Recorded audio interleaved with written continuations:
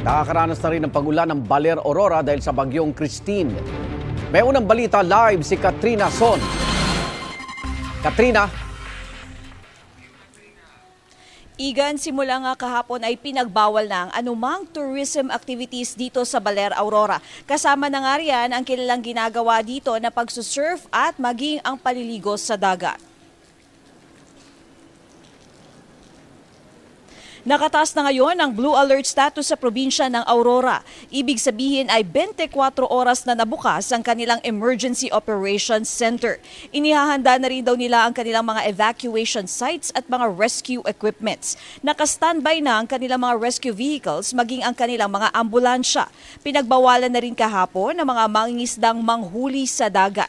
Maaga na rin nilang tinalian ang kanilang mga bangka para masigurong hindi tangayin ang mga ito.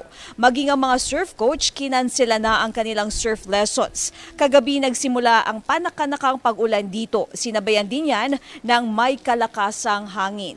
Igan, sa mga oras naman na ito ay makulimlim na nga ang panahon ngayon dito at sinasabayan din yan ng may kalakasang hangin na may panakanakang pag-ulan simula pa nga yan kagabi. Igan?